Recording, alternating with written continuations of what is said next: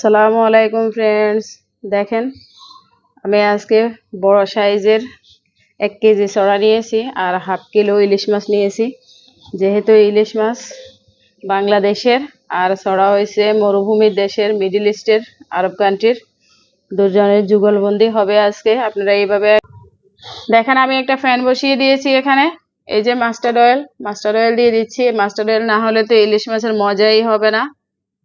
একটু দিয়ে দিচ্ছি, এগুলা গরম হয়ে গেছে। আমি এখন ইলিশ মাছকে শুধু একটা ভাজা দিয়ে দিব, অত বেশি ভাজবো না, তাহলে ইলিশ মাছের যে টেস্ট সেটা নষ্ট হয়ে যাবে। দেখছেন, অনেক বড় সাইজের ইলিশ মাছগুলো নিয়েছি আমি। বড় সাইজের গুলা রেট বেশি।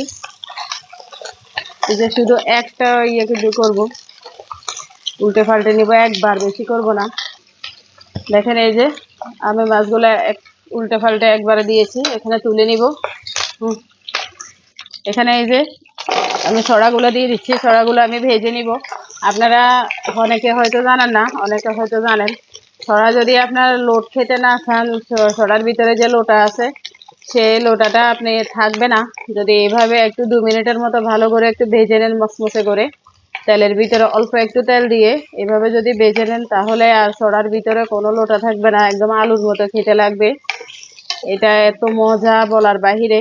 একবার এভাবে করে খেয়ে দেখবেন, খুব মজা, দারুণ মজা। আমি এভাবে দু মিনিটের মতো ভাজবো, এরপর তুলে নিব। দেখেন আমি এখন তুলে নিব, আমার ভাজা হয়ে গেছে। এভাবে ভেজে নেবেন, দেখবেন খেতে দারুণ মজা, খুব মজা।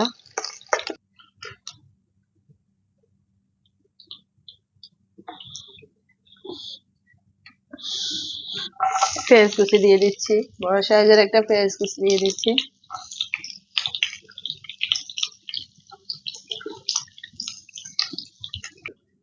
আমি রসুনটা ভেজে নিব। রসুনের যেন কাঁচা গন্ধটা চলে যায়। রসুনের একটা কাঁচা গন্ধ আছে, যদি তেলের ভিতরে আপনি ভেজে না নেন তাহলে কাঁচা গন্ধ লাগবে খেতে। এই যে আমি নর্মাল একটু ওয়াটার দিয়ে দিব, অল্প একটু, বেশি দিব না, কারণ আমার মশলাটা না হলে পুড়ে যাবে। আমি এখন এখানে একে একে সবগুলো মশলা দিয়ে দিব। সবগুলা মশলা দেখেন, আমি প্রথমে এখানে ইলিশ মাছের মশলা দিয়ে দিব। ইলিশ মাছের যে গুঁড়া আছে সেই গুঁড়াটা দিয়ে দিব। এখানে পাওয়া যায় এই দেশে, এগুলা আরব কান্ট্রিতে এগুলা পাওয়া যায়। এই যে লবণ, লবণ দিয়ে দিব। তারপরে এই যে হলুদের গুঁড়া দিয়ে দিব। তারপরে এই যে আমি এখানে যেহেতু কাঁচামরিচ ইউজ করব, কাশ্মীরি মরিচ, লাল মরিচের গুঁড়া দিয়ে দিচ্ছি। এখন আমি এগুলাকে ভালো করে মিশিয়ে নিব। আমার মশলাটা কষানো হয়ে গেছে, দেখেন খুব সুন্দরভাবে আমি কষিয়ে নিয়েছি। এখন আমি এই যে ভেজে রাখা ছড়াগুলো দিয়ে দিব। ভেজে রাখা ছড়াগুলো আমি একটু নেড়ে চেড়ে নিচ্ছি। এখন আমি এখানে যে ইলিশ মাছ ভেজে রেখেছি সেই ইলিশ মাছটা দিয়ে দিব। দেখেন এইভাবে ইলিশ মাছটা দিয়ে দিছি। এখন আমি এই যে এগুলোর ভিতরে এখন পানি দিয়ে দিব, কাঁচামরিচ ফলে দিয়ে দিব, এরপর পানি দিব। দেখেন এই যে কয়েকটা কাঁচামরিচ আমি ফালি করে নিয়েছি। এখন আমি এখানে পানি দিয়ে দিব, নর্মাল ওয়াটার। এখন আমি এটাকে 10 মিনিট ঢাকনা দিয়ে জাল করব। 10 মিনিট পর আমরা ফিরে আসবো, আমাদের সাথেই থাকুন। দেখেন এই যে আমার 10 মিনিট হয়ে গেছে। মাশাআল্লাহ, দেখতে কতটা সুন্দর লাগতেছে। দেখেন এই যে এখন আমি এখানে টমেটো দিয়ে দিব। দুটো টমেটোকে খালি করে রেখেছি, টমেটোগুলো দিয়ে দিব।